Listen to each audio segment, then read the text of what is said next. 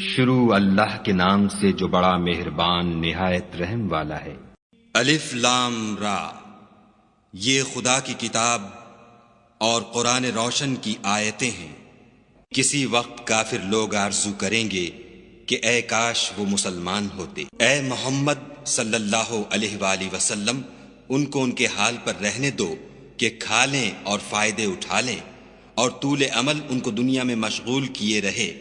ان قریب ان کو اس کا انجام معلوم ہو جائے گا۔ اور ہم نے کوئی بستی ہلاک نہیں کی مگر اس کا وقت مرقوم و معین تھا۔ کوئی جماعت اپنی مدت وفات سے نہ آگے نکل سکتی ہے نہ پیچھے رہ سکتی ہے۔ اور کفار کہتے ہیں کہ اے شخص جس پر نصیحت کی کتاب نازل ہوئی ہے، تو دیوانہ ہے۔ اگر تو سچا ہے تو ہمارے پاس فرشتوں کو کیوں نہیں لے آتا؟ کہہ دو ہم فرشتوں کو نازل نہیں کیا کرتے مگر حق کے ساتھ، اور اس وقت ان کو مہلت نہیں ملتی۔ بے شک یہ کتاب نصیحت ہم ہی نے اتاری ہے اور ہم ہی اس کے نگہبان ہیں۔ اور ہم نے تم سے پہلے لوگوں میں بھی پیغمبر بھیجے تھے، اور ان کے پاس کوئی پیغمبر نہیں آتا تھا مگر وہ اس کے ساتھ استہزاء کرتے تھے۔ اس طرح ہم اس تکذیب و ضلال کو گناہ گاروں کے دلوں میں داخل کر دیتے ہیں، سو وہ اس پر ایمان نہیں لاتے، اور پہلوں کی روش بھی یہی رہی ہے۔ اور اگر ہم آسمان کا کوئی دروازہ ان پر کھول دیں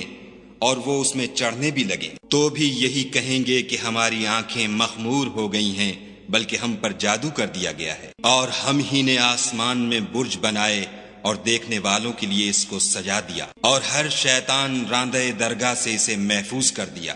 ہاں اگر کوئی چوری سے سننا چاہے تو چمکتا ہوا انگارہ اس کے پیچھے لپکتا ہے۔ اور زمین کو بھی ہم ہی نے پھیلایا اور اس پر پہاڑ بنا کر رکھ دیے، اور اس میں ہر ایک سنجیدہ چیز اگائی۔ اور ہم ہی نے تمہارے لیے اور ان لوگوں کے لیے جن کو تم روزی نہیں دیتے اس میں معاش کے سامان پیدا کیے۔ اور ہمارے ہاں ہر چیز کے خزانے ہیں، اور ہم ان کو بمقدار مناسب اتارتے رہتے ہیں۔ اور ہم ہی ہوائیں چلاتے ہیں جو بادلوں کے پانی سے بھری ہوئی ہوتی ہیں، اور ہم ہی آسمان سے مے برساتے ہیں، اور ہم ہی تم کو اس کا پانی پلاتے ہیں، اور تم تو اس کا خزانہ نہیں رکھتے۔ اور ہم ہی حیات بخشتے اور ہم ہی موت دیتے ہیں، اور ہم ہی سب کے وارث مالک ہیں۔ اور جو لوگ تم میں پہلے گزر چکے ہیں ہم کو معلوم ہیں، اور جو پیچھے آنے والے ہیں وہ بھی ہم کو معلوم ہیں۔ اور تمہارا پروردگار قیامت کے دن ان سب کو جمع کرے گا، وہ بڑا دانا اور خبردار ہے۔ اور ہم نے انسان کو کھنکھناتے سڑے ہوئے گارے سے پیدا کیا ہے، اور جنوں کو اس سے بھی پہلے بے دھوئیں کی آگ سے پیدا کیا تھا۔ اور جب تمہارے پروردگار نے فرشتوں سے فرمایا کہ میں کھنکھناتے سڑے ہوئے گارے سے ایک بشر بنانے والا ہوں، جب اس کو صورت انسانیہ میں درست کر لوں اور اس میں اپنی بے بہا چیز یعنی روح پھونک دوں تو اس کے آگے سجدے میں گر پڑنا۔ تو فرشتے تو سب کے سب سجدے میں گر پڑے مگر شیطان کہ اس نے سجدہ کرنے والوں کے ساتھ ہونے سے انکار کیا۔ خدا نے فرمایا کہ ابلیس تجھے کیا ہوا ہے کہ تو سجدہ کرنے والوں میں شامل نہ ہوا؟ اس نے کہا میں ایسا نہیں ہوں کہ انسان کو جس کو تو نے کھنکھناتے سڑے ہوئے گارے سے بنایا ہے سجدہ کروں۔ خدا نے فرمایا یہاں سے نکل جا، تو مردود ہے، اور تجھ پر قیامت کے دن تک لعنت برسے گی۔ اس نے کہا کہ پروردگار مجھے اس دن تک مہلت دے جب لوگ مرنے کے بعد زندہ کیے جائیں گے۔ فرمایا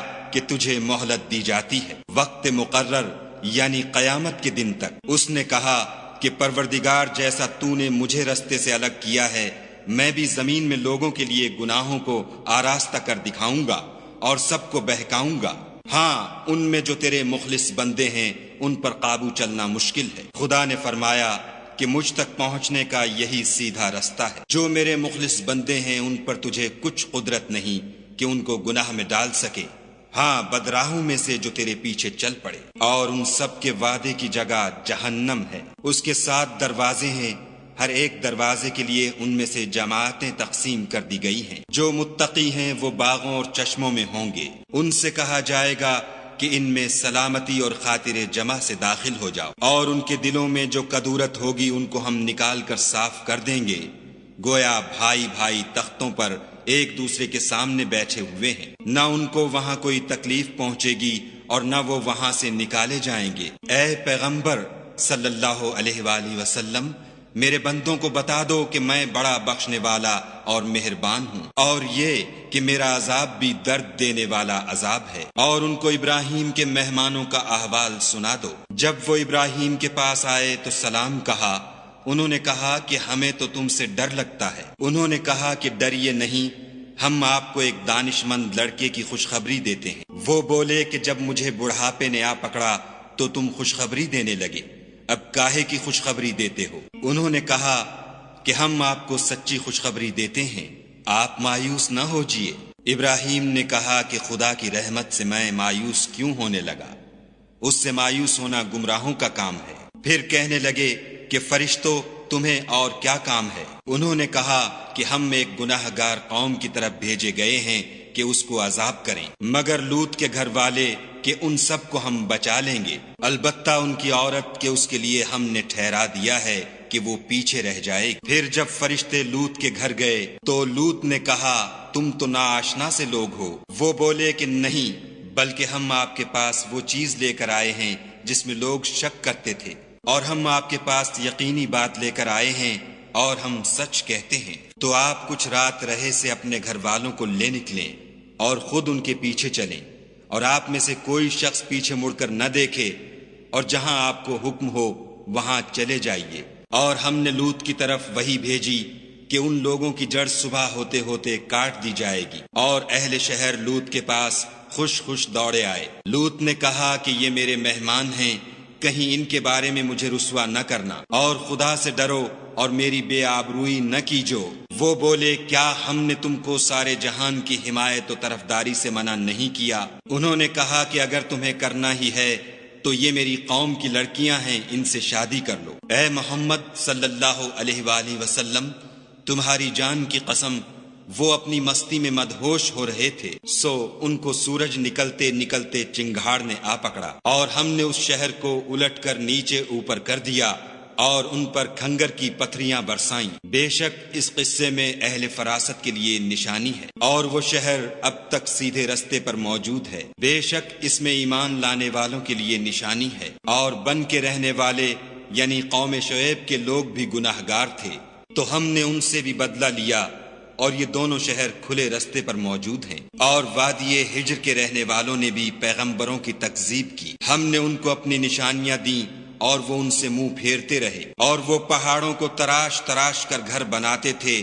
کہ امن و اطمینان سے رہیں گے، تو چیخ نے ان کو صبح ہوتے ہوتے آ پکڑا، اور جو کام وہ کرتے تھے وہ ان کے کچھ بھی کام نہ آئے۔ اور ہم نے آسمانوں اور زمین کو اور جو مخلوقات ان میں ہے اس کو تدبیر کے ساتھ پیدا کیا ہے، اور قیامت تو ضرور آ کر رہے گی، تو تم ان لوگوں سے اچھی طرح سے درگزر کرو۔ کچھ شک نہیں کہ تمہارا پروردگار ہی سب کچھ پیدا کرنے والا اور جاننے والا ہے۔ اور ہم نے تم کو 7 آیتیں جو نماز میں دوہرا کر پڑھی جاتی ہیں، یعنی سورہ الحمد اور عظمت والا قرآن عطا فرمایا ہے، اور ہم نے کفار کی کئی جماعتوں کو جو فوائد دنیاوی سے متمتع کیا ہے، تم ان کی طرف رغبت سے آنکھ اٹھا کر نہ دیکھنا، اور نہ ان کے حال پر تعسف کرنا، اور مومنوں سے خاطر اور تواضع سے پیش آنا، اور کہہ دو کہ میں تو اعلانیہ ڈر سنانے والا ہوں، اور ہم ان کفار پر اسی طرح عذاب نازل کریں گے جس طرح ان لوگوں پر نازل کیا